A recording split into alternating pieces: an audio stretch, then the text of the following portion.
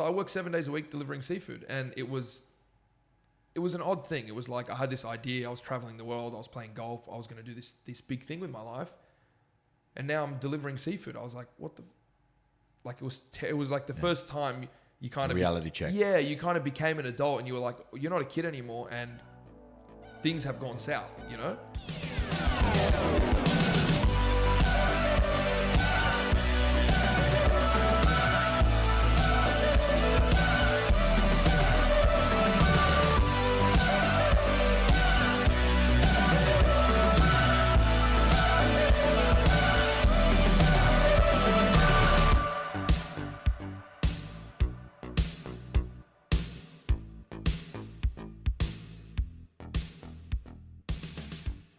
Hey, it's Julian from LoanOptions.ai, and today I'm here with a very special guest. Thank you. My name is Samuel Nashaar from SJN Finance. Thank you, Julian, for having me. No, you're welcome. It's an absolute pleasure to sit down with you here. We've been friends for a little while now, and I've just sort of admired your curiosity. So we'll get to that in a second, but I really want to start by asking you your backstory, because we've covered a little bit of it, but in our conversations, whether it be over golf or whatever else. Yeah. I want to hear the Samuel Nashaar story right from the beginning. What makes you tick? Like, how did you start your own business? Yeah. What was your career before that? Yeah. Do you want the story from like a primary school kid? Yeah, let's go back that far. Because that's when golf started at 2.5. So we can go all the way back if you like. Yeah, let's do that. Yeah? Okay, that's fine. We can do that. So I was born in Ryde Hospital. I was born in Sydney, but both my parents were born in Lebanon. So they're both immigrants here. Yeah. They did meet here. They didn't meet in Lebanon. My mum came when she was 9. My dad came when he was 15 or 16. But my mum came to Sydney, dad came to Melbourne, and they met many years later when my dad was 28 years old and my mum was 19 or 20. So they met years later. But and I have one older brother who's 9 years older than me. Anyway, so I was born, and then not long after that, when I was about 2.5, 3 years old, I actually started with plastic golf clubs at the house because my dad played golf and my brother played golf, but not at a high level. Kind of like, maybe like yeah, me and my brothers, yeah. No offense taken. Yeah, no offense, but kind of like they played off about 20, 25, something like that, you know? And so my brother played and my dad played. And so they used to go to the driving range back when they had the old Borkham Hills driving range. It's not there anymore. It's apartment buildings. It doesn't exist anymore. Yeah. But it was way back when, and we used to go there and we play. And then, so I started playing plastic clubs at home and hitting at the driving range at 2.5, 3 years old, something like that. So young. And yeah, it's really young. But I think my dad noticed that I had some talent even at that age. Like I had a good golf swing. I was hitting the ball well. Okay, I was 4 years old or 3 years old, but I was doing well. And then so I actually joined Ashlar Golf Club at about 4.5. And so I started playing in junior competitions at 4.5 or 5 years old. And I was doing really well. Like I was beating kids that were 10. Yeah, wow. Like 9, 10, like I was actually really good. Yeah. And then, I don't know if you know this story, but I can say it now. But I was actually on 60 Minutes when I was 5 years old. I didn't know that. I didn't know that. Oh, okay, yeah. So they did a story about like up and coming young sportsmen, and they had a tennis kid and they had me from golf. And like Peter Overton and all those guys came to our house. They did a whole story. I didn't know this. Yeah. Oh, you really didn't know? No, I had no idea. Yeah. So I was on 60 Minutes because I was doing really well. I was doing awesome as a junior golfer, but I was only 5 or 5.5. So it was like little Arab kid, glasses. It's really funny. Like if you see that, I still have the videos. Yeah, so you got to send it to me. I will. And that's how it started. So I was playing golf, playing junior golf. They did a 60-minute series. And that was my first insight into how bullshit the news is. But we can get into that after. Yeah. But they made it as if it was up-and-coming sports kids. But then when it aired on TV, they aired it as pushy parenting. So we were watching our answers given, but over the television, they'd give a different question and then put the answer, but not to the question that they asked in person. So that was my first instance of seeing a story flipped. Wow. Yeah. From then. So my brother saw it and he's like, because my brother's 9 years older than me. So at the time he was, 14. Yeah. So he's like, then he caught on to like, okay, this is bullshit. I think my dad always had a sense that it was bullshit. He's that kind of person, but that was crazy experience because they flipped it like pushy parenting. Yeah. Like my dad's tough and this and that. By the way, all true. All 100% true, but that's not how it was framed. Yeah, but okay.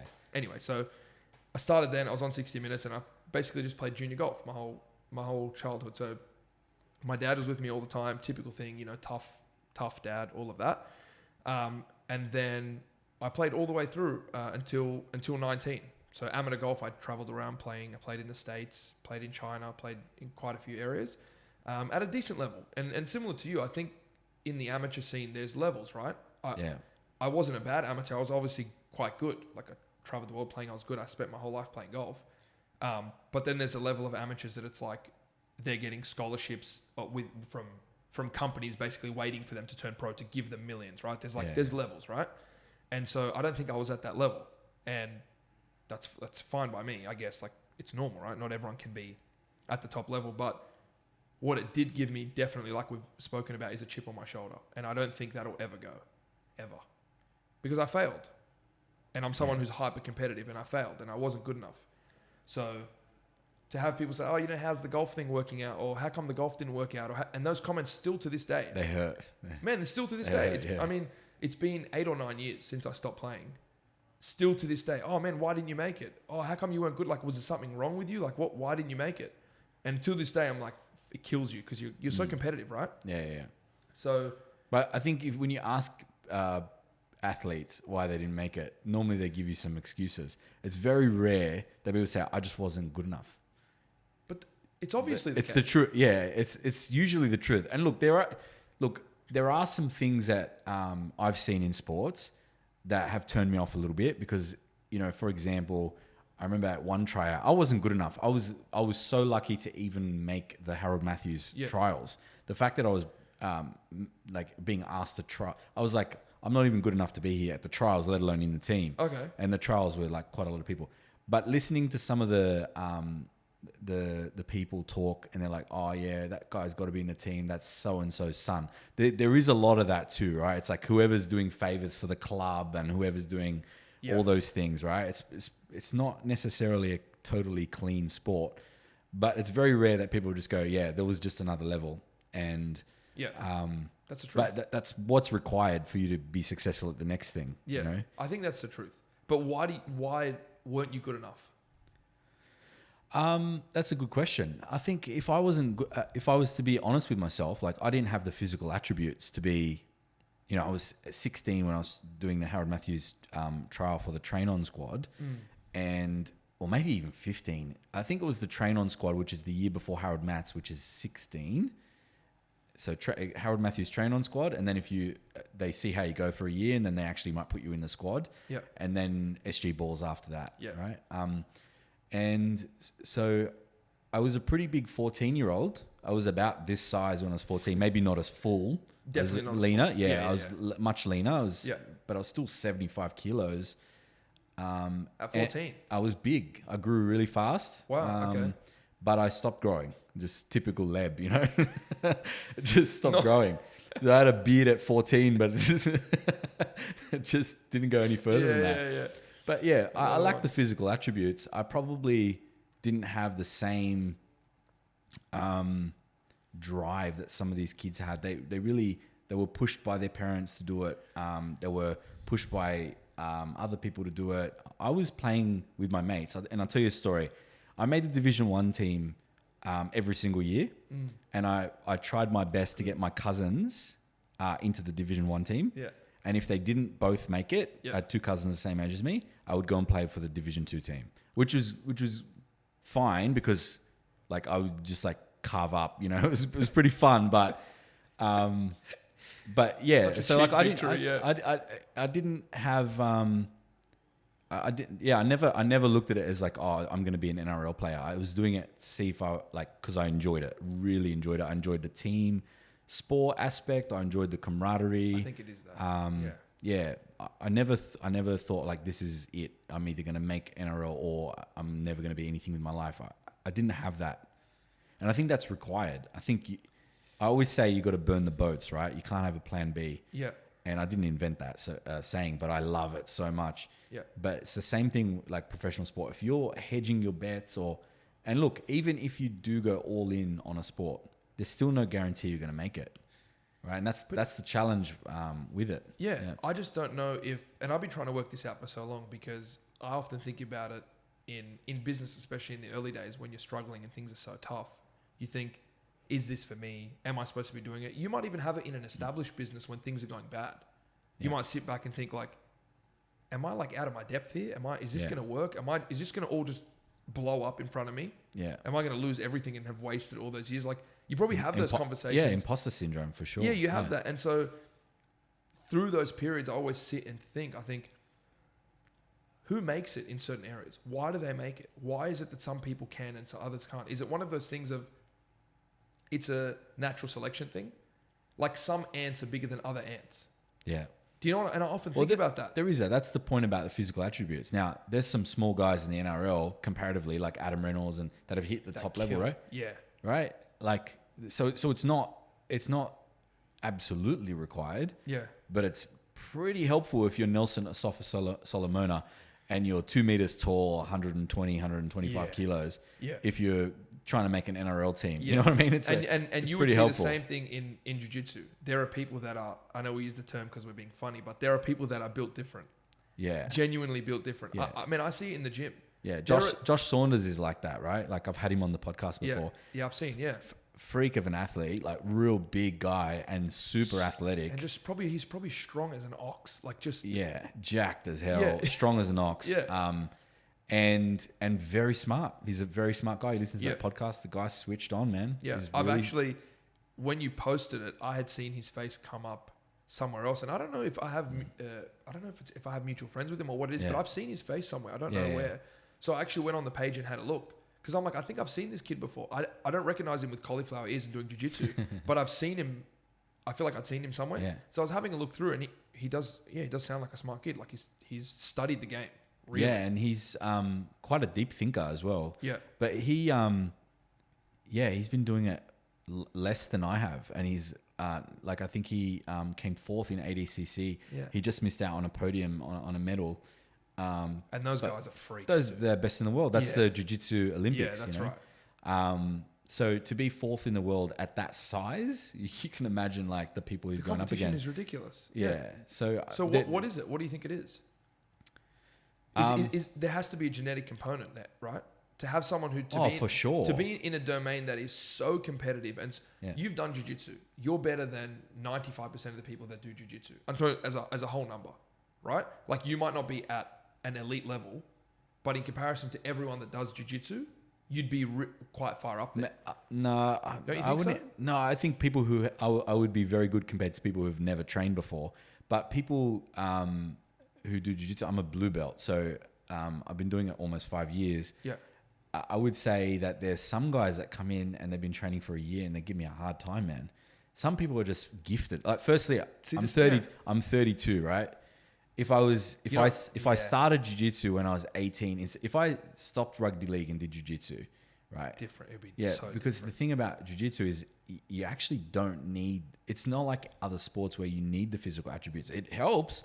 But look at like Mikey Musumeci, right? He's tiny. Dude, his diet consists of pasta and pizza. Yeah. And he's an absolute savage. Freak. Absolute savage. So good. Like there is probably in the world only a handful of people that can beat him, and he's probably not even up to my shoulders. Tiny guy. Yep. I'm familiar with him. I'm seeing it with Demetrius Johnson too. Obviously he has a different Mighty background. Mouse. But you saw him against that big dude, right? The guy was 150 kilos probably. Yeah. And Mighty Mouse used to fight at 125 pounds. Yeah. So he's probably like... Literally he'd fight at 58 kilos. That's what that is. Which is just nuts. Yeah. Which is just insane. Nuts. Like you were 58 kilos at 8. Yeah, man. You know what I mean? Yeah. It's crazy. I remember when I was 14 or 15 years old, there was an under 75 kilo rugby league comp at school. And in order to make that weight, I had to strip down and then I was still like 75 and a half or whatever. And teacher's like, oh, that's good enough. That's good enough. Yeah. That's good. You must have been a big kid. I was, but I just didn't grow after that. I just stopped at 14. I stopped growing. I was the second tallest in my entire grade in year 8. You were one of those kids. Yeah. Okay. There was only one big Tongan dude, David Taufa. That dude, he's 2 meters tall now. Yeah. They're built different. They are just, they're built different. Yeah. Definitely. But I was the opposite. It's an odd thing to say, but I actually hit puberty really late at like 16. So I was very, very short and fat. Extremely, I was a very, very short and chubby kid. And then at 16, I just grew to, like I'm over 6 foot now and my whole family is 5'7". Yeah. 5'6". Like my whole family is like your height, like you would expect, like Lebanese people, like it's their height, right? Yeah. So I look like adopted. People say I'm not 5'7", by the way. Let's just clarify that. Okay. 5'10", 5'10", yeah. I'll take that, bro. Yeah. Sorry.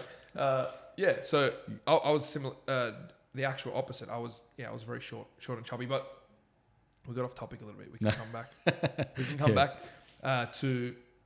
Yeah, we were talking about golf and how that kind of impacted you. You had this chip on your shoulder. Yeah.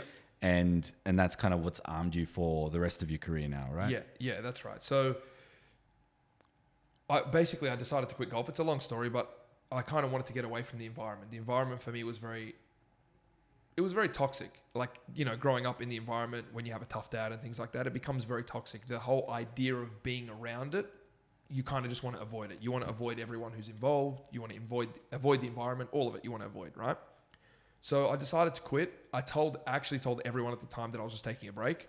And my golf club at the time, they were sponsoring me. I had a scholarship there. They were taking care of me and things like that. But I just told them, hey, I just need a break for a month. But I was the only one that knew I was done. Like mentally, I just said, I'm done. I'm never going back. But I just told everyone, like, I'm taking a break. I didn't want to tell them straight away that, I'm done. That's it. Because then they would have come with, no, you can't do that. You've spent so many years, blah, blah, blah.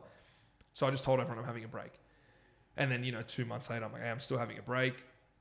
And then eventually I kind of said, hey, look, I don't think I'm going to, come back. So I completely stepped away. At 19, I said that was it.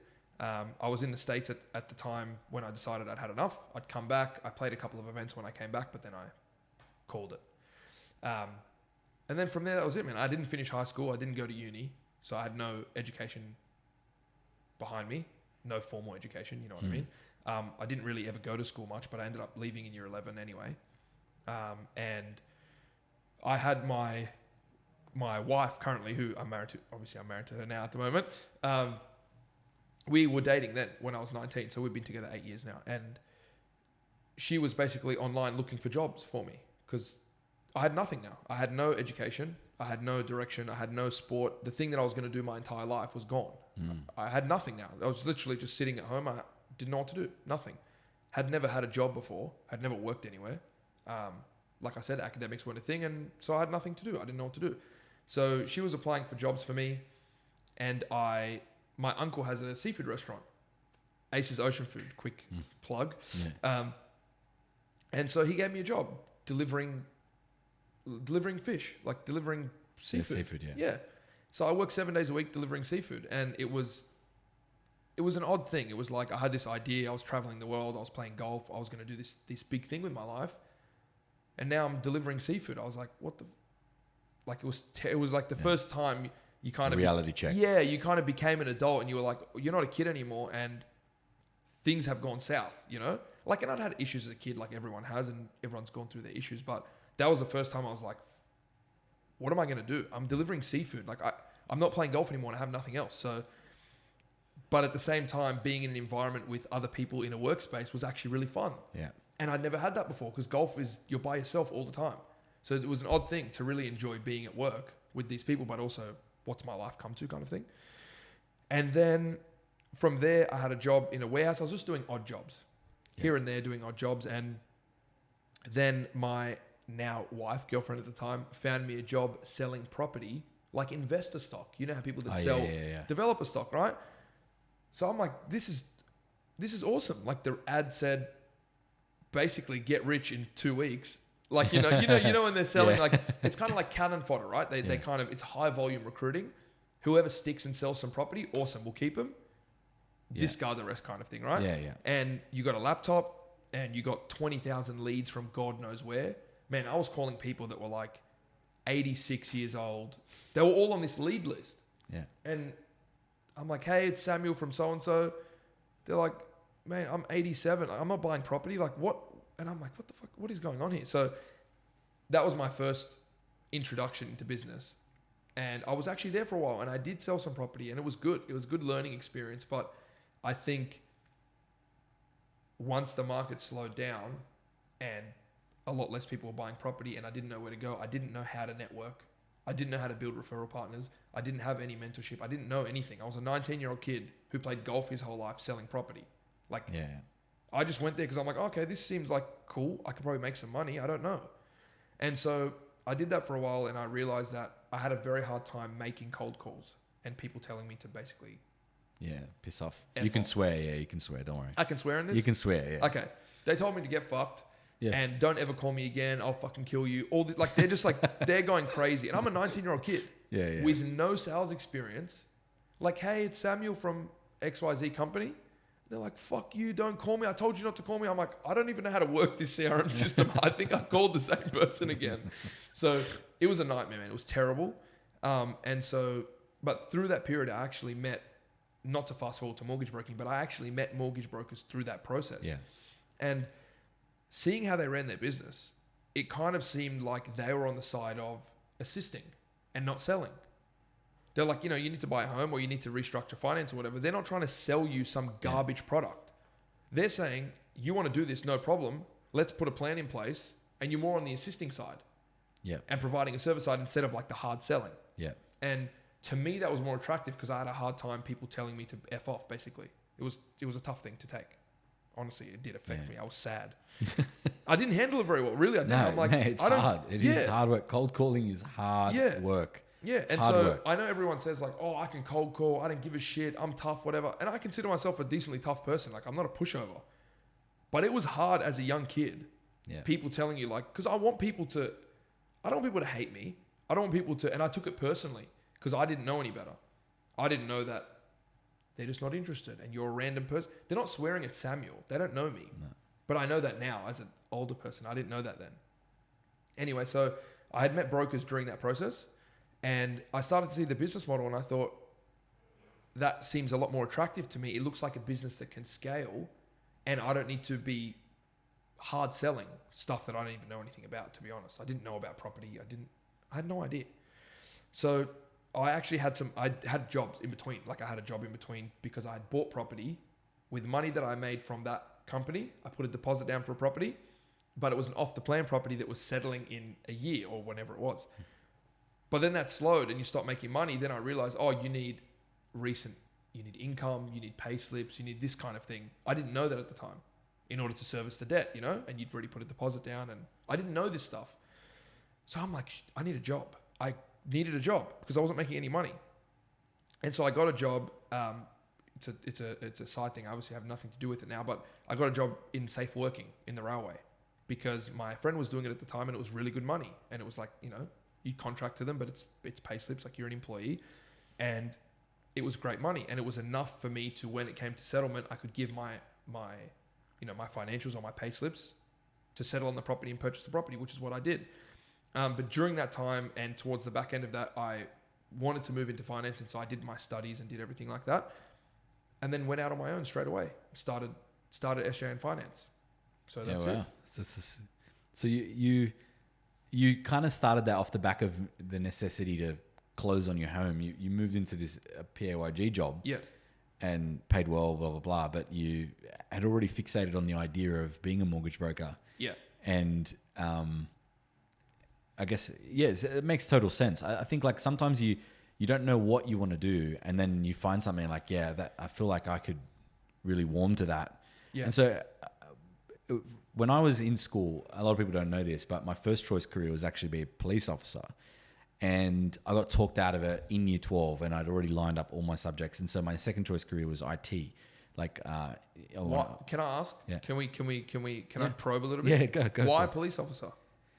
I just thought it was a really suitable job for my personality. It was unstructured.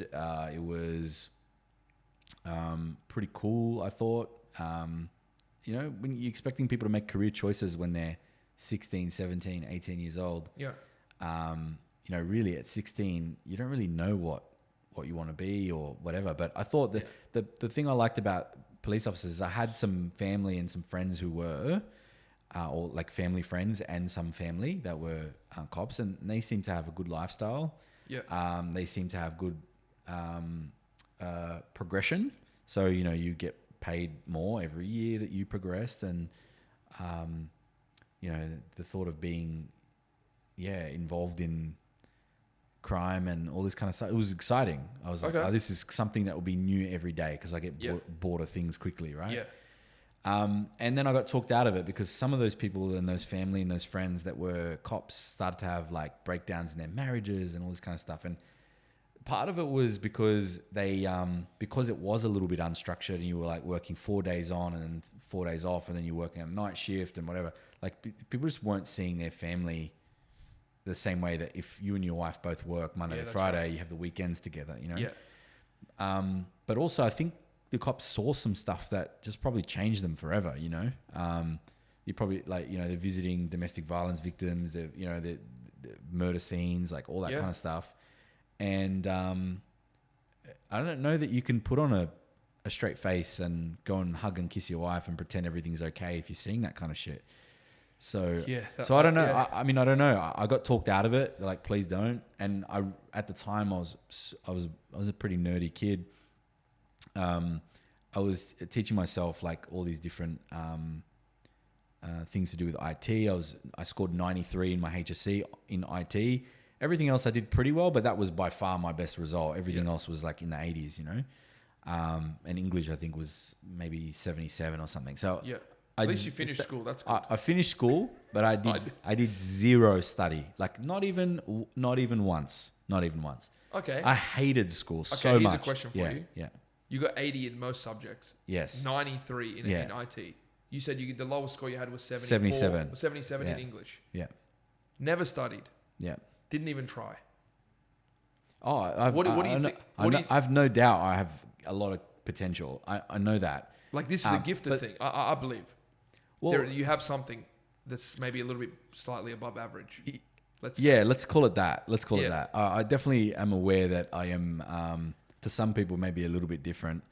You know, whether it's ADHD, whether I'm mildly on the spectrum, I don't know. But I'll just say we're all on the spectrum, brother. All of us. But I was a very clever kid, and the teachers used to hate me because they used to see the potential and they used to see it as though you're going to waste. And I used to get some teachers say the thing like, you know, you're going to miss out on all these opportunities. You're never going to be anything. And it wasn't like they were saying it to be mean or malicious. It was just like such a waste. You're wasting yourself. You're so smart. All this. Yeah. And but I just hated the format. It's like, in class and you're teaching me things that I'm probably never going to use. And you know what? Maybe I will use them, but you're not telling me why this is going to be useful. And so I already have zero interest. But ask me anything about cars. Like I used to watch, I was obsessed with like Hondas and VTEC engines and all this kind of stuff. And cars in general. But I used to like stay up all night and like read like how to replace parts on cars. And then my brother was a mechanic at the time. I go and work with him and like show him all these things, and like we go and like toy around with the cars and engines, and we rebuilt engines in our backyard. That was mostly my brother. But you know, like for a kid who was 16, 17 years old with no like trade experience, nothing. I could hear the sound of a car and tell you what car it was without seeing it. Like that's how you're obsessed. Yeah, that's how obsessed. Yeah, and people find that weird, but it's one of those things. I think going from you know choosing to be a cop, I got talked out of it. The next natural thing for me was IT. So I originally wanted to do software programming. And the course got filled up, and because I wasn't like a uni, it was like a college. I had to either wait, and I was like, no, fuck that. I want to start my thing. So I ended up doing web development, and then later took other modules and stuff that were around app development. But self-taught, had to learn a few things, and because I ended up dropping that course. So self-taught, I built an app and deployed it on the Apple App Store when I was 18 or 19 years old. Oh, you're one of those kids. Yeah. So nerd. Yeah, proper nerd. But that's kind of like how sometimes these things, like I have something in my mind, that's what I want to be. Yeah. And then you're like, oh, but this other thing could be a good option. I'd never really thought about, you know, being in finance. I didn't go through school thinking I'm going to work in finance. I was good at math. It was one of my strongest subjects. Yeah. But I never really thought, oh, I want to work in a bank or none of that. But I just got an opportunity, and it was automotive finance. It was for an automotive finance company. Yeah. And I was like, I love cars and I'm good at math. Surely I'm going to enjoy this.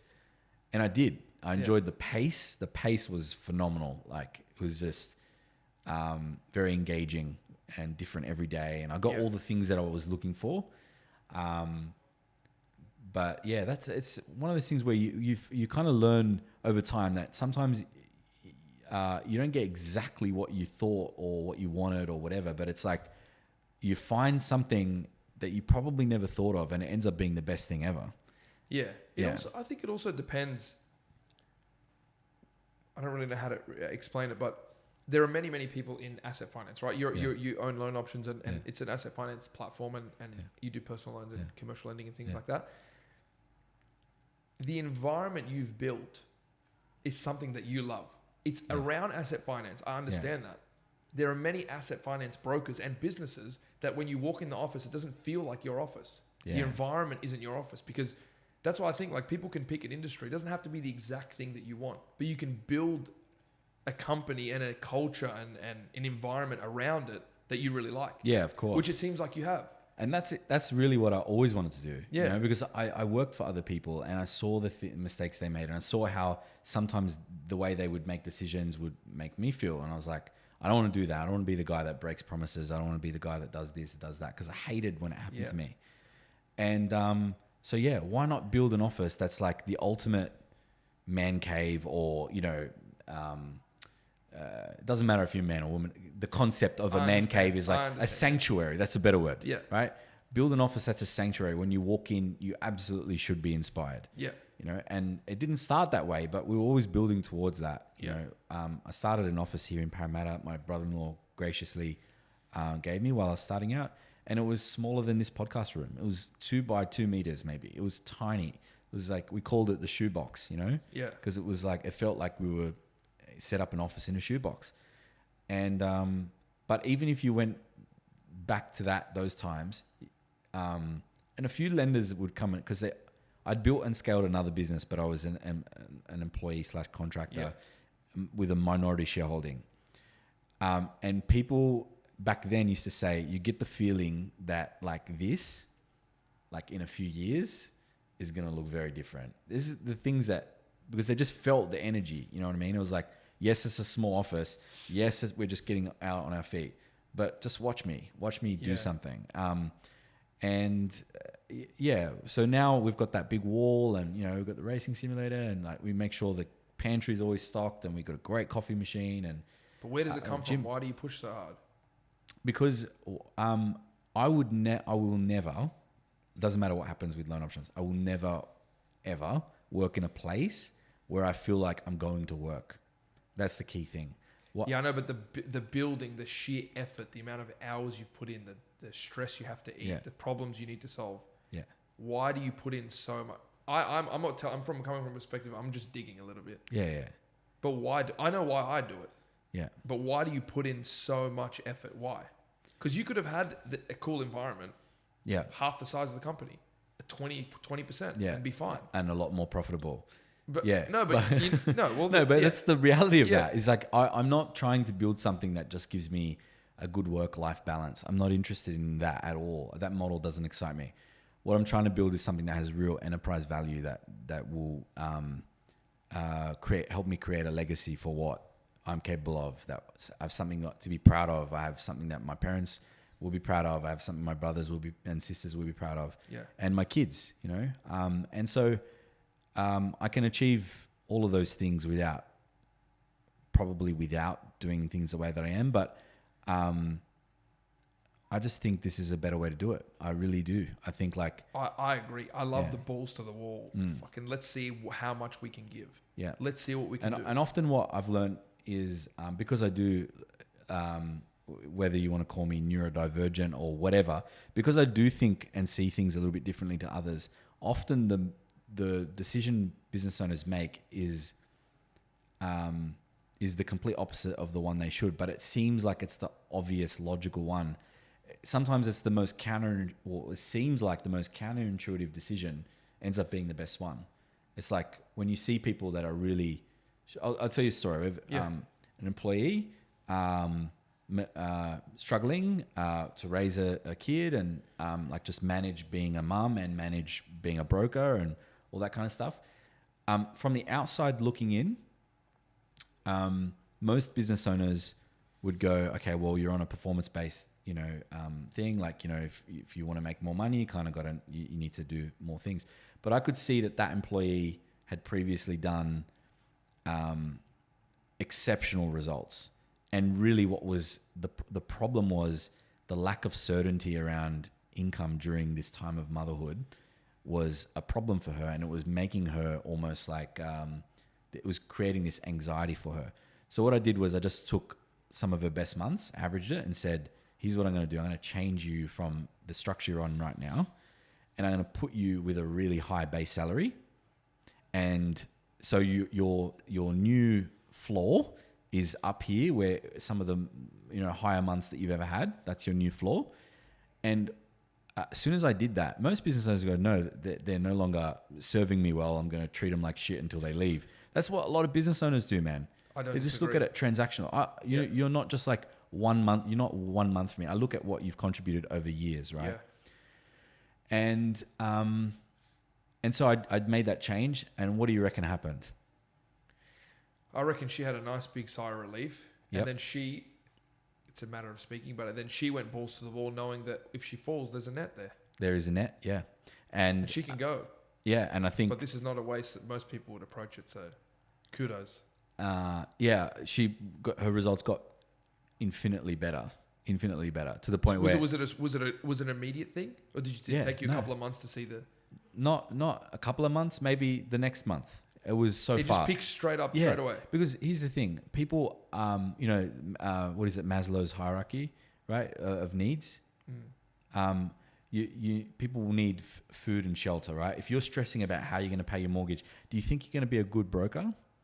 If you can't literally think, you can't use so much of your bandwidth is focused on how am I going to survive and put food on the table for my family. Yeah. Right. That's right. So, but it also comes across in her tone when she's talking. Of course. It's her vibe at work. It's everything. Have you ever heard of commission breath? Have you ever heard that saying? Brother, I had this conversation. It makes me cringe thinking about it. Yeah. And I'm not going to mention any names. I will not mention any names because this will be public. Yeah. But I've had it with people that I know. Yeah. And they're in a certain industry. They sell things that you live in. Yeah.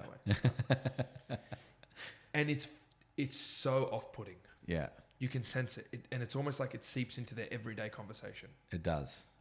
And it's just desperate, Like it's just comes across desperate. And I'm not saying that's what was happening, but maybe a really mild form of that, whether it's subconsciously or whatever.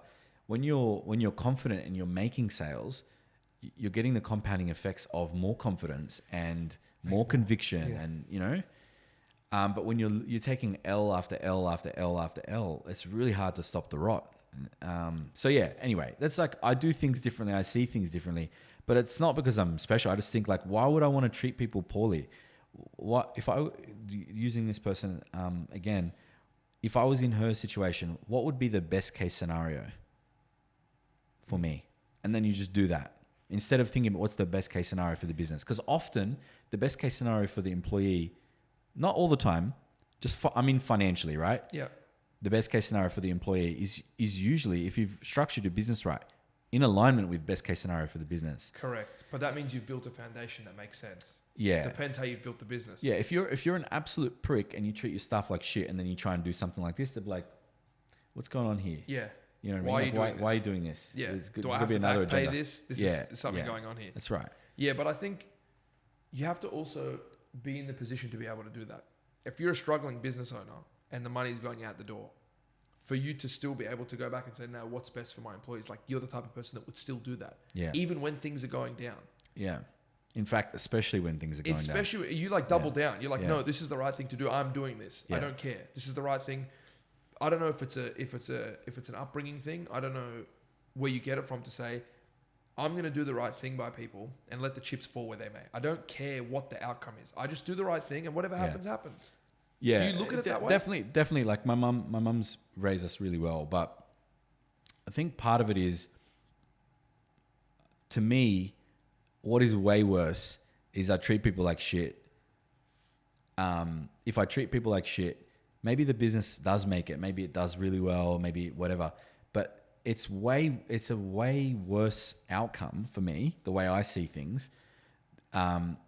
If I'm known as this tyrant, or I'm known as this like fuckwit boss, or a terrible leader or whatever, like I'd much rather have no money and no riches and no spoils and no legacy, but still be a good person. Do you know what I mean? But that's how I see it, because those things are worth way more to me than money.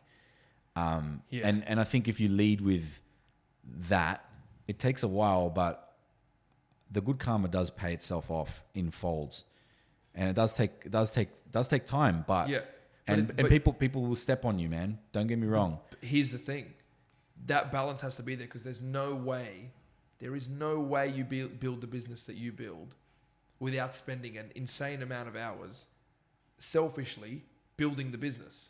Yeah. So to find that balance between giving time to people, like you've given to me, it's the same thing for me. You give me time when you don't need to. You give plenty of people time when you don't need to. Like, I'm younger than you, not too much younger, 5 years younger or so. But you've done things in a business and built a business and got to a stage that I haven't got to yet. So I'm always going to ask questions, and I'm curious. And it's not just in a business sense, even in like personal life. Yeah. Like, you're someone that, for me, I'm lucky to have found, because I feel like I look up to you in different areas. Like being a family man, the relationship you have with your family, like that's something that I respect. The business thing is one thing. Yeah. Whatever. There's plenty of guys with money that I can't stand being around. I don't really care that much. But to see someone that, because I'm married now, I don't have kids yet, but I want to have kids and have a family, and I want to be close with my brothers, and I want to have people that respect me. And you have done all those things. Like, you've built that kind of life. So for me, you giving me the time to have that it's a big deal for me, because I'm like, he doesn't have to give me the time. You know, even to this day, I'm kind of like, you don't have to give me that time. You don't have to, man, let me answer your questions. Like, how can we plan this? Or how can you help with things, you know? Yeah. So for me, why I appreciate it so much is because, like you said, there are so many other business people that, man, I'm telling you, they used to take my calls when I was a struggling broker. This is the truth. They took my calls to help me when I was just starting. But then as things got better and I had my referral network and I started to do business and it started to become like more apparent that I was doing better, they don't answer my calls anymore. Obviously, I'm not going to say who that is, obviously, but it was very interesting for me to see. Then I thought, okay, is this how people are in the industry? That's how then I started to think that, okay, people are just, they're not going to help me. Well, when they see you, they don't see you as a threat when you're that early on, right? Correct. And the problem is people start seeing you as a threat at a certain point. Yeah. I've just a totally different mindset. And, you know, that's what I call the famine mentality, right? It's like, if there's only a certain amount of food available, every bite that you have means that's one less bite that I'm going to have. And that's a really, really stupid way to look at things, especially in business. Because the industry is small, but the way I see it is more about like, how can we make more food together? You know, if I'm helping you, you're going to win more business off the banks. That's going to grow our industry. Do you know what I'm saying? It's like, I don't see it that way. And, you know, for my business to be larger than I could ever possibly imagine, I only need like a fraction of the market. The market is that big. Yeah. You know, I think the asset finance market is like $270 billion. So if I have... Is it really? Yeah, it's massive. Massive. That's all inclusive. Like Wiser and Pepper put out something that's where I'm getting that number from. Yeah. But the car finance alone is 40 billion. And that was years and years and years ago. It's probably maybe closer to 60 now. That was ages ago when I first starting, it was that big. Yeah. So the rest of it, personal loans and equipment finance and business lending, like it's all tax debt and property acquisition costs and all that. Yeah. So if I have a fraction of that 270 billion, I have like more business than I could possibly service, right? Like I can't possibly service every single dollar. What are you going to have? Right? 5,000 employees. Yeah. Like that's, you know, I don't. So instead of fighting with you or anyone else, right, in the industry over this like 1%, let's call it 1%. How about we both focus on the remaining 99%? And the chance of us actually crossing paths is so small. And even if I got to a point where we were bumping into each other, you know, like it happens all the time. Like I have some mates that are asset finance brokers. Some I trained from when they were, and then I helped them sort of go out on their own. You know, I just make sure they're looking after the customer. You know, that's it. Like I'm not going to fight with them over the deal or like, You know what I mean? Okay, the client can't go wrong with either one of us. As long as I know you're a good person, yeah, you're not going to do the wrong thing and take advantage of the client, no problem. You know what I mean? I'm happy to, put the swords down and you know what I mean? And like, no worries. As long as the client's getting looked after, I'm cool with that. But yeah, there's a lot of people that will just see you as a threat. And I don't know. I feel like if I had somebody when I was sort of coming up and learning and all that kind of stuff that was really generous with their time, I would have saved a lot of heartache and a lot of bad decisions, a lot of bad business decisions, a lot of getting involved with the wrong people, all that kind of stuff. If I had that, I would have saved all of that. So if someone's coming to me and asking me questions, why would I not volunteer all of that information? And that's one of the reasons why I do this. Honestly, it's like just to document all the things that, it's just a great way to document everything that I'm talking about, everything that I'm going through. Yeah. And hopefully people can learn from it. You know, if 6 people listen to it, I literally don't care, because at some point this video that I'm recording right now will mean something to me or someone in my family. Yeah. You know? Which I think is good. It's just to be in the position you're in to give back when you don't need to, when you're still, it's not like you're at a stage of like, you've had your company 15 years or maybe you've exited the company and you're kind of sitting down and you have all the time in the world and you know what I mean? You give back when you're 50. Yeah. To do it when you're in the mix, I think is, you need to understand like how much people appreciate it. Like I think you do, like you understand, people say, thanks Julian, thanks for giving the time, we appreciate it, whatever. But you need to understand like, we don't get time for people that are in the mix because they're in the mix. They're not trying to help right now. Yeah. You know, like a lot of the mentors in industries, they're 55 and they're 60 or 70, you know, and they say, you know, when I was coming up, this is what I was doing. You know, we put an ad in the local newspaper. This is the kind of mentorship. They don't really get someone who's in it right now. Does that does that make sense? No, I understand. Yeah. So to see someone that's in it, like someone like yourself, and then for you to give the time to be like, this is what we're doing right now. Yeah. This is not like when I built my business in 1947, it's like, it's a different thing, right?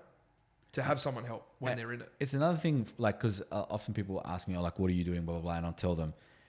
And they still can't execute it. So it's one thing to tell somebody what you're doing. It's another thing for them to be able to go and execute it. And it's not a knock on them, but it's like some people want the result, but they don't want the process.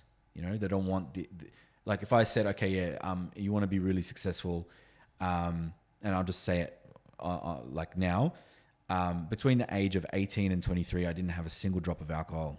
I went clubbing 3 times.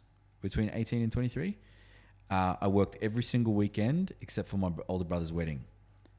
So like how many 18 to 23 year olds might see this and go, no way, I'm not fucking prepared to make those sacrifices. Yeah. I didn't drink. I was like 100% focused on my career. I worked every single weekend, even when I had days off during the week. Most of the time I would be doing work or going into the office or whatever. And I wasn't, out every weekend and partying and all this kind of stuff. I was like, no, I'm going to get a good night's sleep. I'm going to be up early. I'm going to, have a good day's work. And that was it. And then I've never tried any drugs, never tried them. Doesn't matter if it's pot or anything else. I've never tried anything. Yeah. Even now, if I drink, it'll be at like a really close mate's wedding or something like that. So if I tell you, okay, those are some of the keys to being successful, and I'm not saying I am successful. I'm not like trying to make it come across that way. But in order for me to in order for me to try and be successful, I'm going to give it everything that I've got. And that means like, I'm going to leave nothing. Everything. I'm going to leave nothing to chance. Maybe if I was just a little bit less sharp because like I'd have, maybe I wouldn't have landed that partnership because I drank the night before and I had a headache. And do you know what I mean? It's like, I'm going to leave nothing to chance. So I'm going to do everything the right way. Yeah. And if I'm successful, then maybe I can say that I deserved it. And if I'm unsuccessful, well, guess what? I fucking gave it my best, So it's like, there's nothing, I can't say, oh, I shouldn't have done that. I shouldn't have done this. I shouldn't have been out partying when I was younger. I didn't do that. Like my idea of a good night is like hanging out with my brothers, maybe at a gilly or something, like barbecue. Like literally for my birthday, I just turned 32. Yeah. For my birthday on Saturday night, my family over, lots of dessert, barbecue, at a gilly, the kids, nieces and nephews running around. That's heaven for me. That's heaven. And I know some people like, they want, more material things, but you know, maybe they can come when you've got more money and you can poke a stick out. The material stuff can come, but really for me, it's about giving my kids a good life, not one that's based on material possessions, but just teaching them things I didn't know. That's the Bruce Lee saying, right? But they will pick up on the work ethic. This is the thing I think people miss. Yeah. They think, well, I'm not going to put in the work, but when I have kids, I'm going to tell them to work hard. Yeah. They know you're not working. You're at home all the time. You know, like if you're like, oh, I'm the provider for your family, you tell your kids that, and then you're home every single day at 4 p.m. They can see that. If you're out working, they see that. And obviously you talk to them and you instill wisdom in them and all that, but they pick up on that. When my daughter's on school holidays, I bring her into the office with me at least once a week. Yeah. And she's going to see where those school fees come from. Yeah. And look, man, I teach her, I'm like, here, this is your office and this is what I want you to do. And like, I'm teaching her, like, slowly she's starting to understand that it's not like when I'm not home and I'm working long hours or I'm traveling interstate or international, it's not because like I don't want to be with her. It's like she understands that like, okay, daddy has to work. That's what he has to do. Yeah. And for us. Yeah. And I try and explain that, you know, so that I can buy you a scorpion as a pet or I saw that on your story. I'm like, this guy's lost the plot. Yeah. You post something on your story every day that makes me think this guy is 100% on the spectrum. Yeah.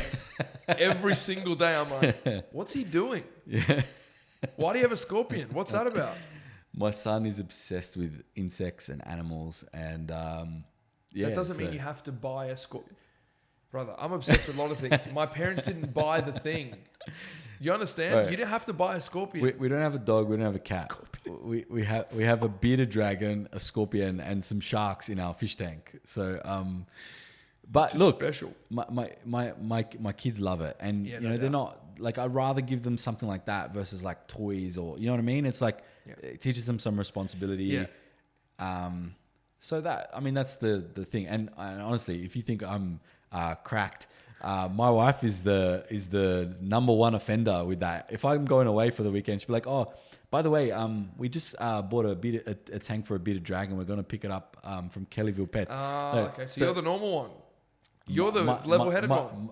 No. Honestly, I'm just as bad. But my wife is like, oh, because I'm going to Melbourne this week for 3 days.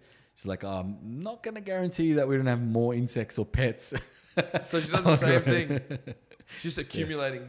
Accumulating. No, animals. Look, my son is just so hard to say no to. You know, he's just so hard to say no to. My daughter too. Yeah.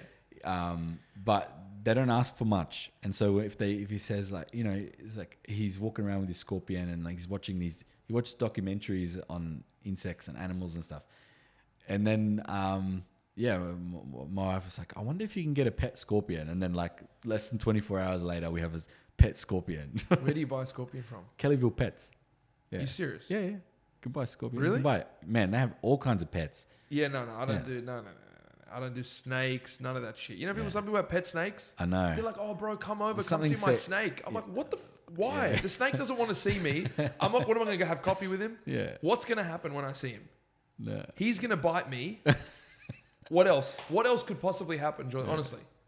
No, yeah. What's going to happen? I don't know. The thought of a snake is a little bit weird to me. I don't know. It seems a little satanic, but... Super weird. Yeah.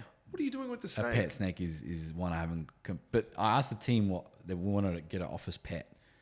And a lot of them voted for a pet snake. So we'll see. Don't. No, I'd much rather a turtle or something. A really nice aquarium. That'd be cool. Get a nice turtle that walks around, says hello to everyone. No, in a tank, in a like a. Let him run him free. You can have land turtles, right? I think they can't. Yeah, they can't last long though. I think they don't want to live completely. Yeah, they need some water. Yeah, correct. Maybe put him in the tank, but yeah, in regarding the parenting thing, because I don't have kids, like I have these ideas of, I think, okay, this is what I'm going to do as a parent, but I try not to. I do my best not to give my opinion around parenting because I don't have kids yet. Yeah. You know what I mean? Yeah. I don't want to be that person say, this is how you should raise your kids and this is what you should, because I don't have kids yet. But I'm definitely looking forward to it. I can't wait. No, it's great, man. Honestly, it changed my life. I think I was pretty focused and pretty disciplined before kids, but after it just became like because before it felt a little bit like, am I doing this for myself? You know, like you say, I'm doing this for my family. Like it felt a little bit like I was doing it for myself. And I, even though I wasn't, it just felt like there was part of me that was like, oh, am I doing it for myself? So after I have kids, you know, it doesn't feel like that. Does something happen? 100%. Your brain chemistry changes for sure, man. Does it really? Sure. Yeah. Do you feel? I felt different after my daughter. My capacity for love changed after I had my daughter. Like people would go, oh yeah, I love you. Like they love their wife, they love their husband, they love whatever. Like there is like a whole sub tank of love that just gets unlocked after you have kids. It's like literally you've been with your missus for so long, right? Yeah, yeah. That's your favorite person in the world. Yep. Imagine you have a person that just magically appears, right? That's 50% you and 50% your favorite person in the world. Like think about how much you could possibly love that person. And then just like the way they look at you, like you're a hero and you've done nothing. You know, it's just your capacity for love increases so much. Yeah. That's the best way I can describe it. Yeah. I can't wait for that. And I speak about it with my wife obviously all the time because, you know, we want to have kids. And so for me, I think about it more often than you'd think, like a lot. I think about it a lot. And we have this exact same conversation of, can there be a human being that exists that is, obviously we have our relationship and we get along so well. We're our favorite person, you know, like best friends, all of that, partner, everything. And you have another human being that's a baby that is both like, I can't wait to meet the person. Yeah. You know, like who's this kid going to be? It's me and you. And you'll see. Yeah, you'll see. I can't believe, I can't wait. So my daughter, everyone says she has my eyes, right? But she looks exactly like my wife. And she has the same personality as my wife. She's like, it's crazy. I have to deal with two of them now. But I love it so much. You know what I mean? And then my son,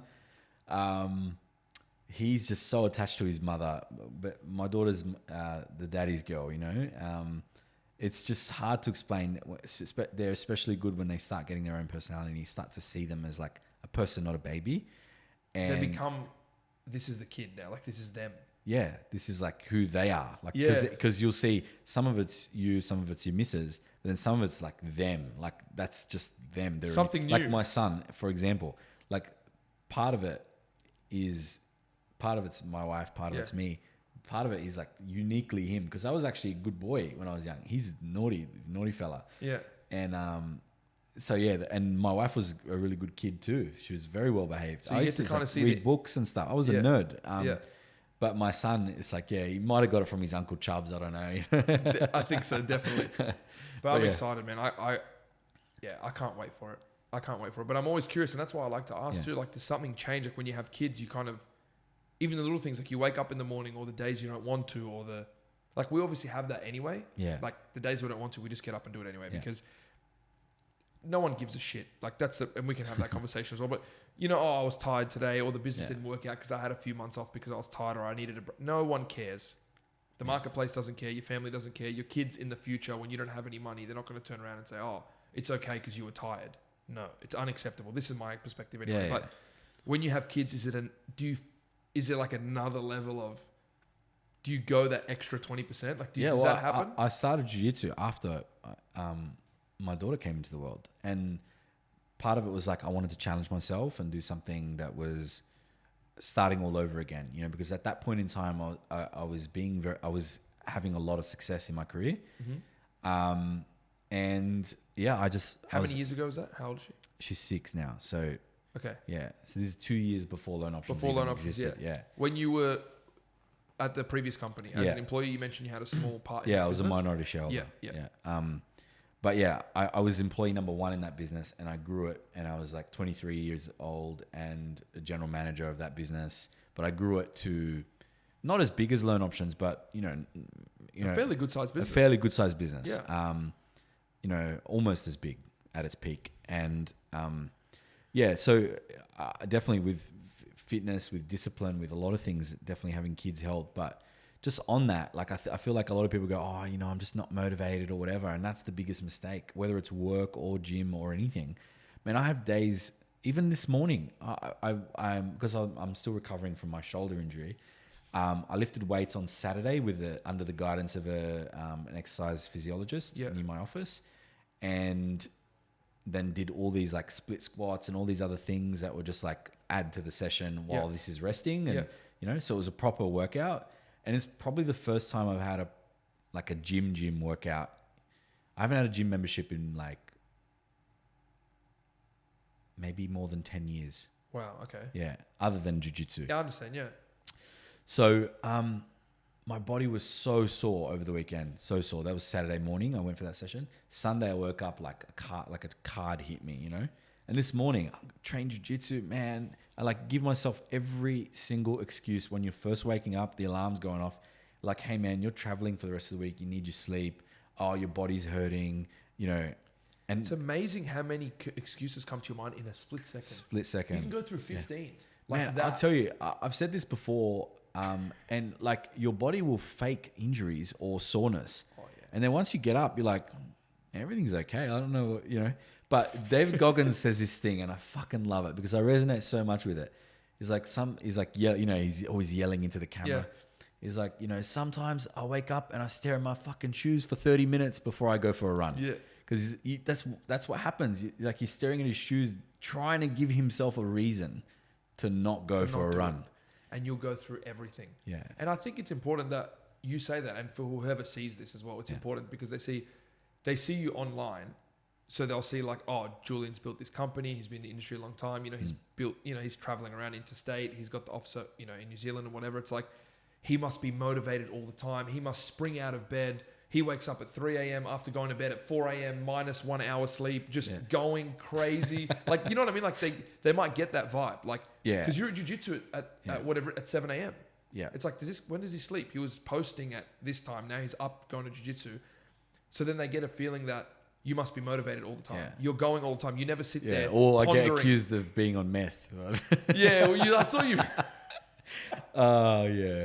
But look, definitely not. I'll tell you, I am this sounds like I'm lying. I'm not. And you can ask my wife, because if it's a chore that I don't think adds value, I am the laziest motherfucker there is. I'm telling you that. No, I can't believe that. Most people won't believe that. I don't really care. I don't need them to believe. But when you say lazy, you have to clarify.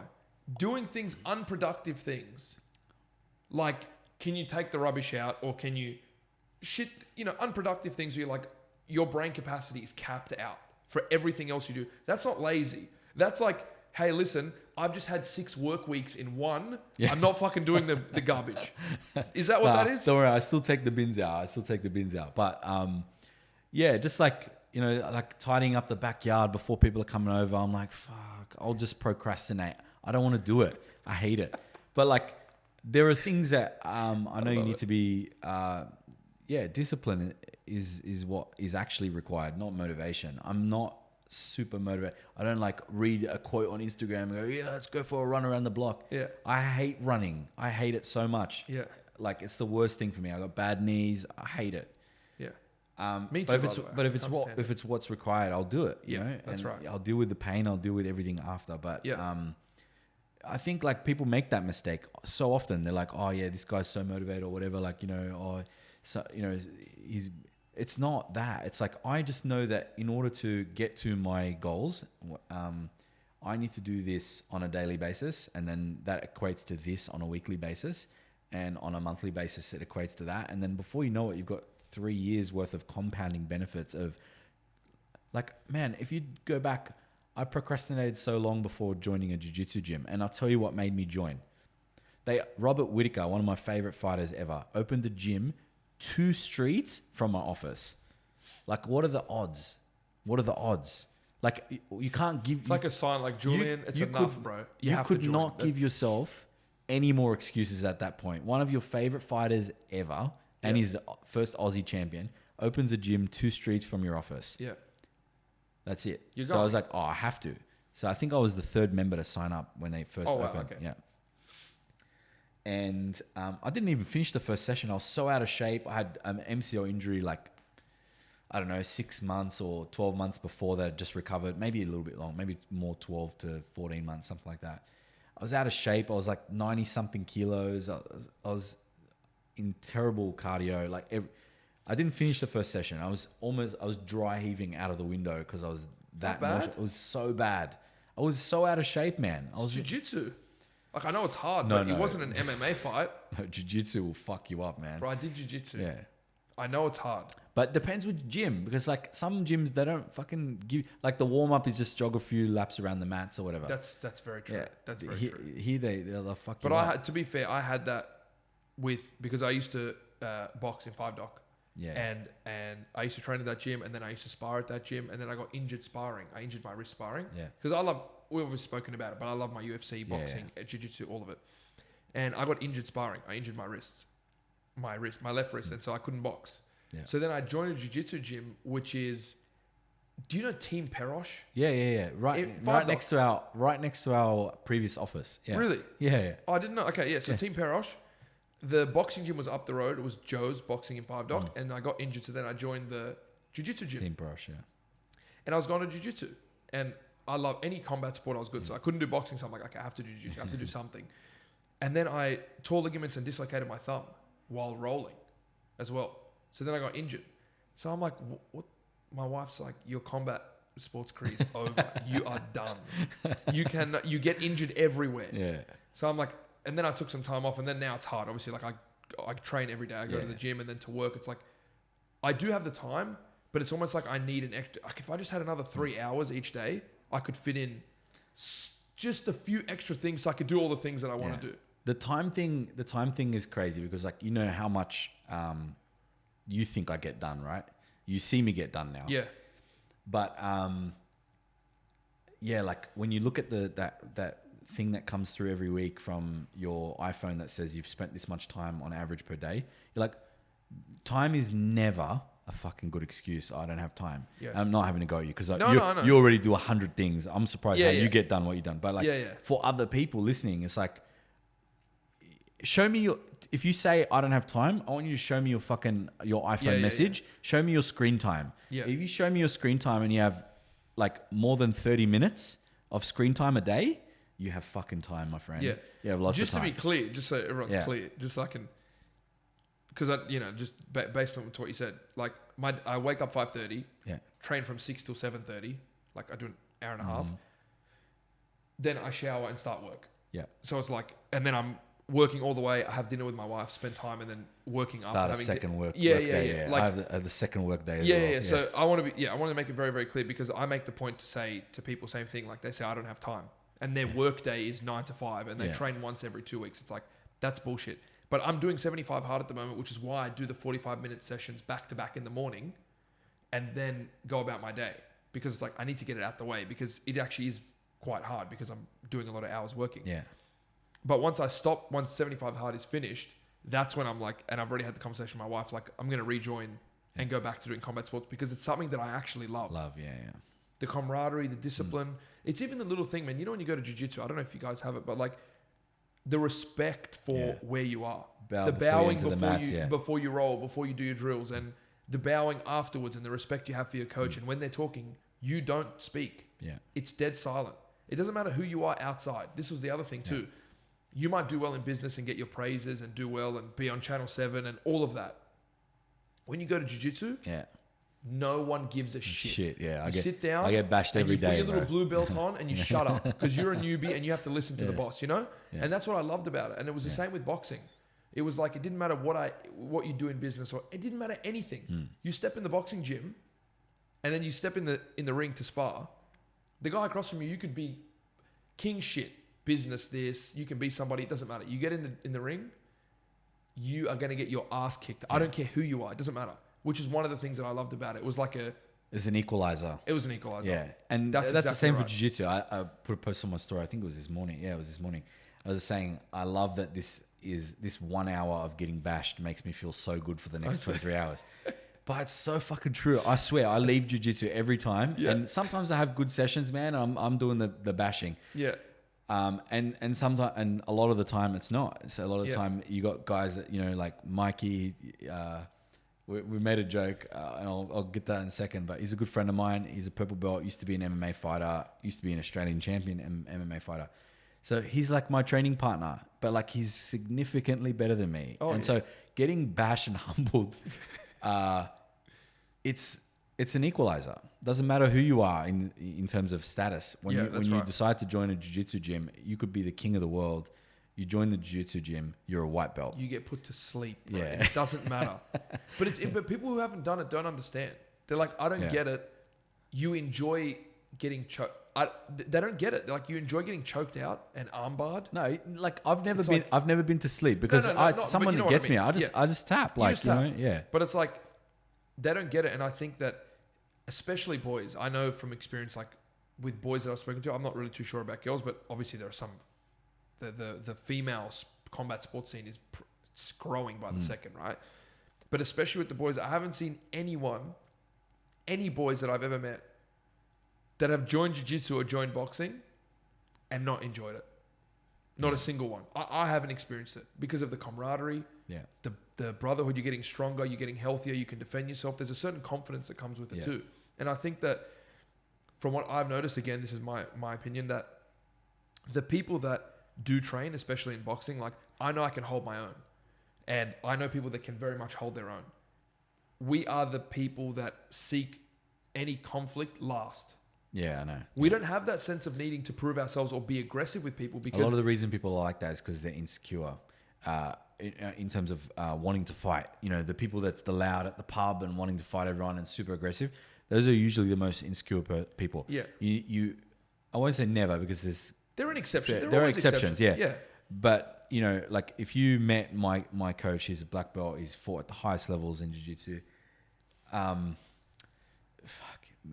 mean, it just looks like a normal guy, but God help you if you step out of line, because like, you know, he's had like they used to in Brazil, their jiu-jitsu gyms, they were like MMA fights every day. That's different. Jiu-jitsu back then was different. If they didn't like something, they used to throw punches at each other. Not just like, oh, like now it's like it's sport and self-defense and blah blah blah. Like things were different back then, and then I've like people storming the gym trying to like, you know, put it over you and all that, like dojo storming or whatever.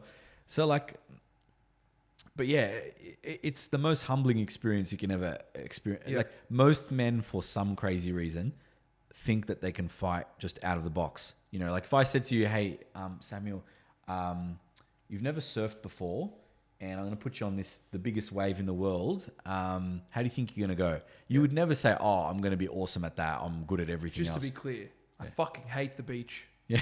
So I wouldn't even go anyway. Concrete pool, no seaweed. That's me. But I agree. But I just think it's something that's wired within men. Yeah. It's our most primal thing. Like being combative. But it's totally irrational because anything else. I agree completely. You say someone who's doesn't know anything about accounting, you go, oh, I need you to lodge my tax returns. Yeah. They go, no, I don't know how to do that. I'm not an accountant. Yeah. But like you say, do you reckon you could beat this person? Oh yeah. Yeah, I reckon I could give him a run. You know, it's like totally irrational. Do you think they say it? And if you said, okay, no problem, mouth guard, headgear, gloves, go in. Do you think they'd still go in? No way. They wouldn't, would they? I don't know, man. Maybe because it is some kind of delusion. I don't know. I was trying to explain this to even my brothers, right?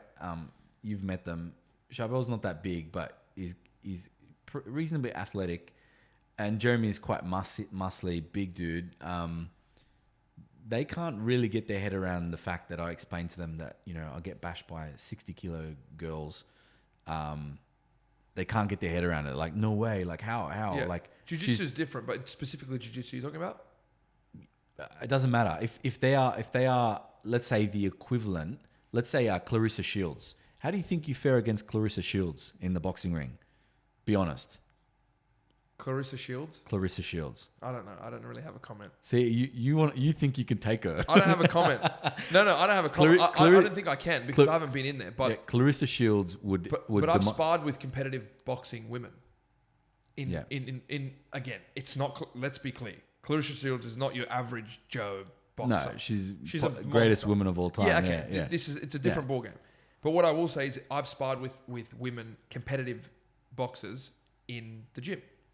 And the weight difference is obviously very significant. Like they're 60 kilos, 50, 60 kilos. And when you're sparring with them, it's very much like you don't hit them.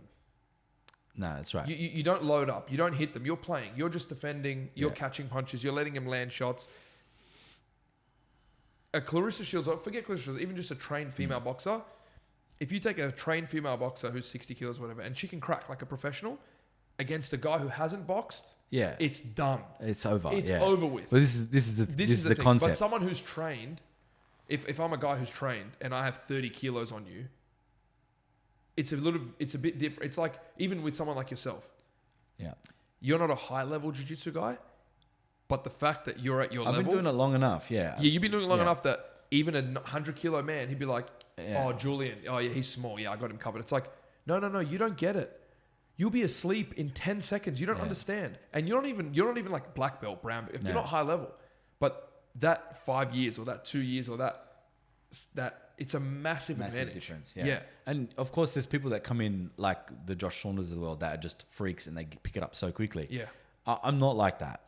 And I've never wanted to do jiu-jitsu because I wanted to compete or anything like that. I do it because it's very stimulating for my mind. And it removes any of the angst and stuff that, we as men have and stresses about life and all that kind of stuff. Yeah. But the concept of like a bloke who's not trained, like I'm trained in jiu-jitsu. I know most positions. It's the difference between a 3-stripe blue belt and say a brown belt is more just that they can execute better. Everything's tighter. They're competent on both sides, whereas like a blue belt usually has like one good side of passing. There's but visually you can't, like if you don't have a trained jiu-jitsu eye, visually looks quite similar. Yeah. You both look like you have an idea of what you're doing. What we're doing, yeah. Okay. Yeah. And so but yeah, if you take a person who's never trained and they think like, okay, let's say Muay Thai fighters, girls, there's 2 Aussie Albanian girls, they're sisters, weapons, amazing fighters.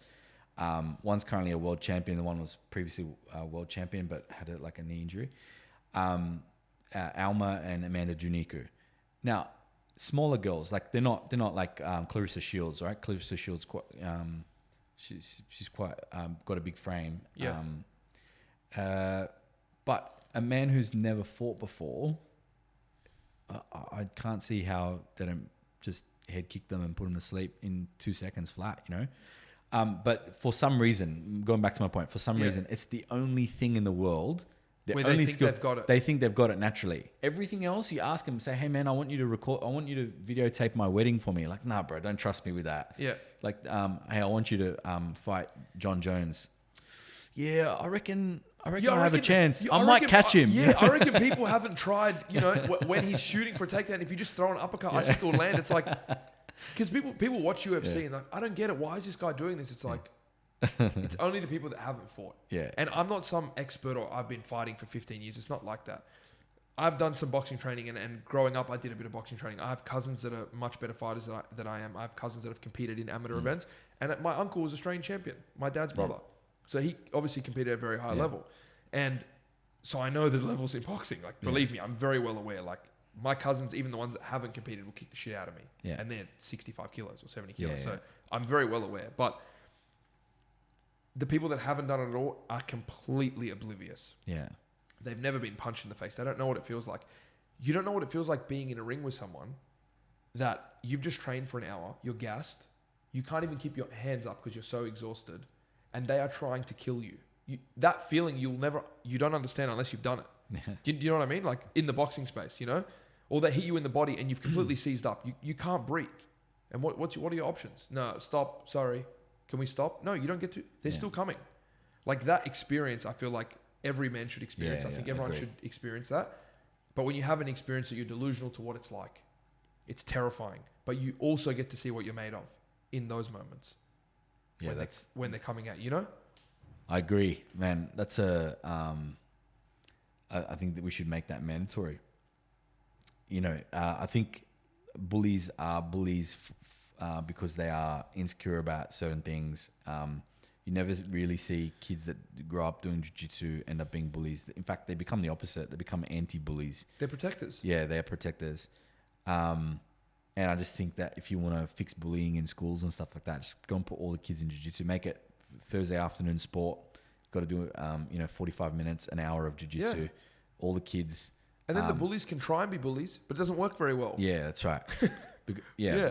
And you might say, okay, well, you're going to empower the bullies to increase their level over other people. But I think the discipline that you learn, the process that you go through of breaking yourself down and admitting to yourself that this is an area I know nothing in. It's like, they say runners can't swim and swimmers can't run because, you know, the cardio is different, right? Swimmers, they're in a pool, like they'll just keep going, you know, the never ending gas tank. Totally different. And runners, when they try and swim, it's like CrossFit guys. They're like, I can do boxing. I got good cardio. It's like, no.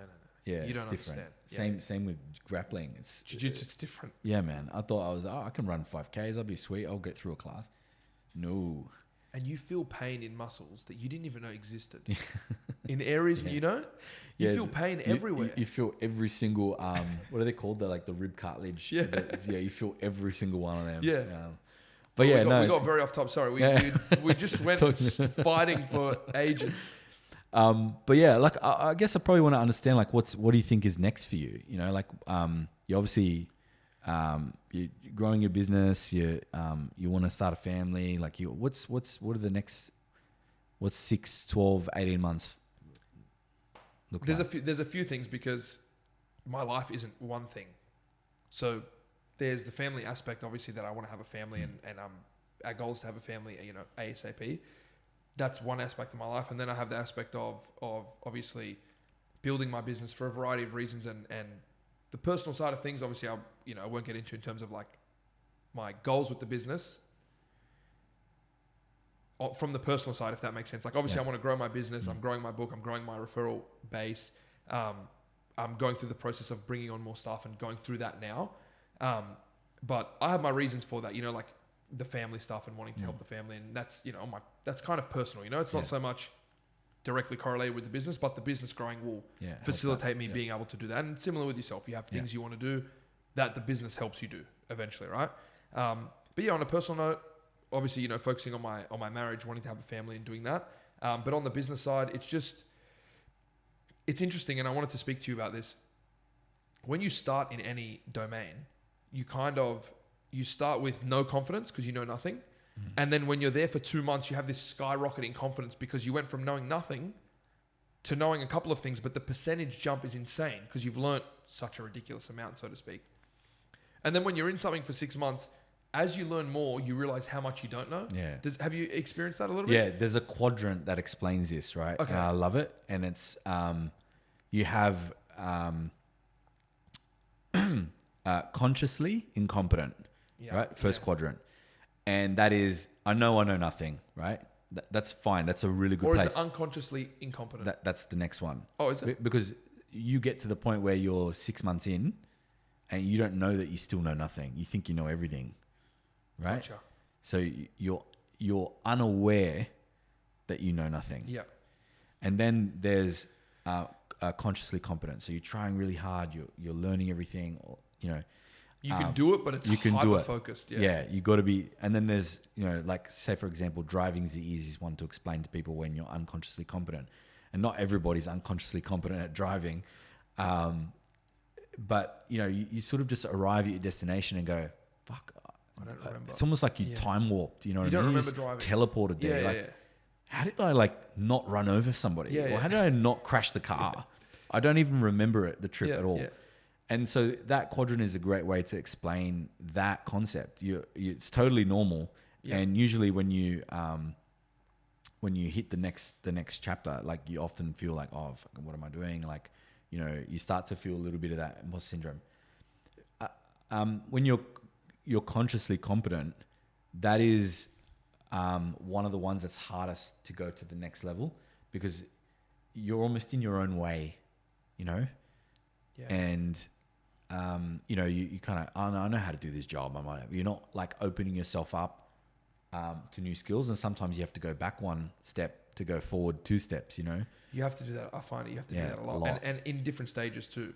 So, but yeah, I think I went through that stage. I had the period at the beginning of not knowing. Then you learn a little bit and you think, okay, I know everything. And then as you learn more, it kind of, when you go down the rabbit hole, if you kind of get what I mean? Like, you get dropped in and you kind of see a little bit. And as you go further and further, it gets wider and wider. And the light kind of shines and it gets wider and wider. And it's just like, it's forever pit of what you don't know.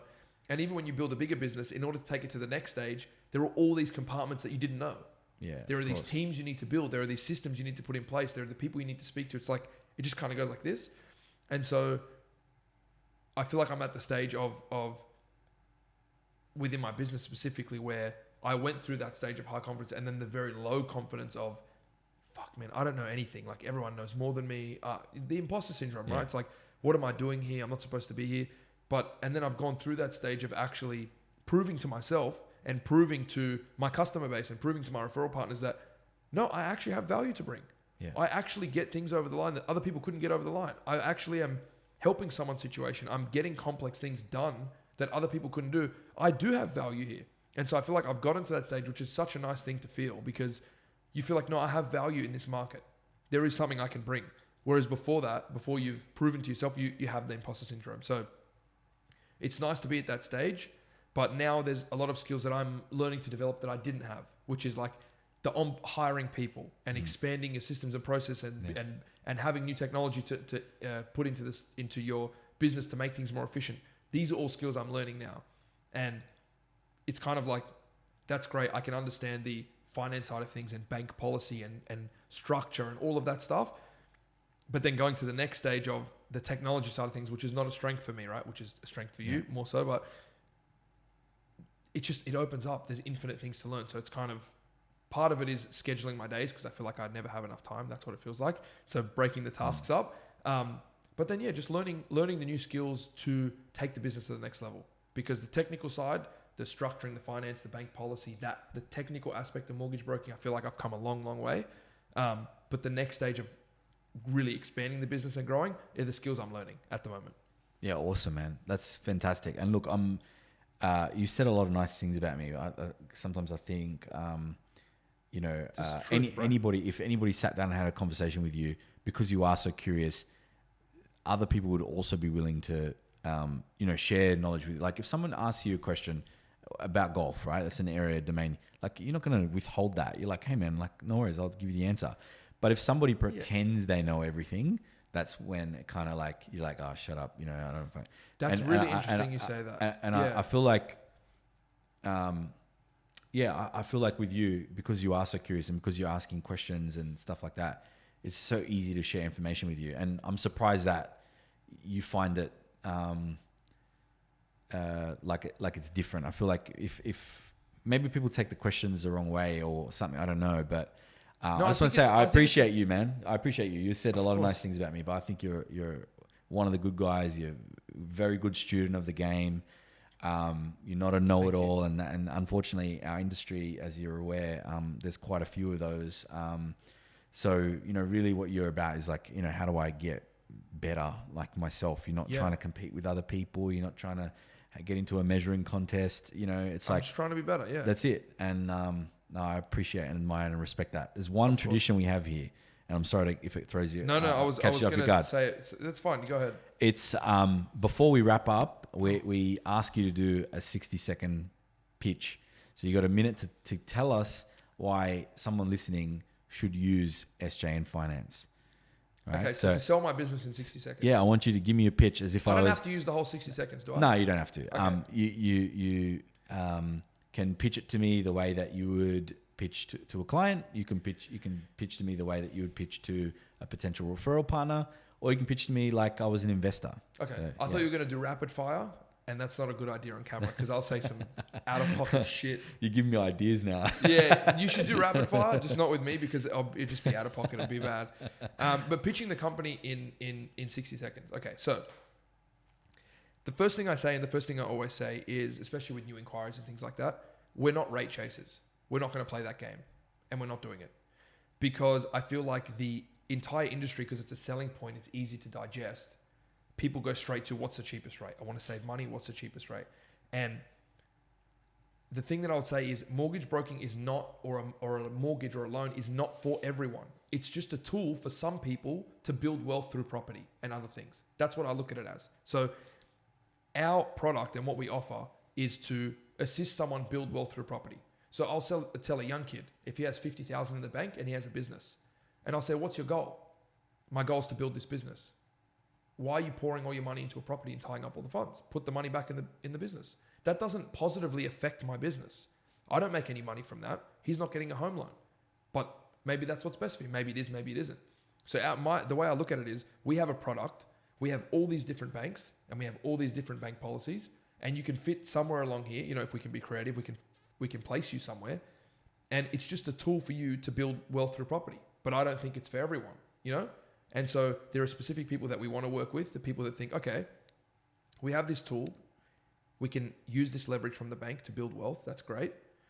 We're going to put a goal in place. Like anything I do with my life, there's a goal that's put in place, whether it's 10-year goal, 15-year goal, 20-year goal. Then we work backwards and we plan how we're going to get there. That's how I look at the business. That's how I look at working with clients. So it's simply a tool for you to build wealth. Maybe it's for you, maybe it's not for you. But we're not going to be the people that sit here and say, this rate is 6.2 and this rate is 6.1. So we'll go with the lower rate and save you $100 a month. Yeah. They don't take into consideration valuation. They don't take into consideration servicing. They don't take into consideration bank policy. So you saved $100 a month and went with a bank that gives you less money and valued your property less. So you have less equity to access and you can't go buy more property. So you saved $100 a month and cost yourself 400 grand on the other side. Yeah, yeah. It's just ridiculous. But Yeah. I see the whole industry go lower rate because it's an easy sell. Yeah. I'm saving money. But I don't take that approach. So if you're looking for just a lower rate to save $100 a month, then I'm not the guy. Yeah, yeah. Go to your no frills home loan. I really don't care. My thing is strategy. Where's the goal? How we're going to get there? I'm not focused on saving $100. That's my pitch. Yeah, yeah. No, I get it. And man, it's becoming cooler to say this out loud, because before everyone was just rate. And if you weren't chasing the best rate for the customer, then you weren't doing the right thing by the customer. But the reality is, customers don't really know how this all works. So, and some of them do, and some of them, the ones that do are the ones that come and say, who's going to give me maximum borrowing capacity? Correct. You know, if they're coming asking questions like that, they usually know what they're talking about. Or some of them think they do. Yeah, They're which the is worst. also dangerous. That's the They're the worst, bro.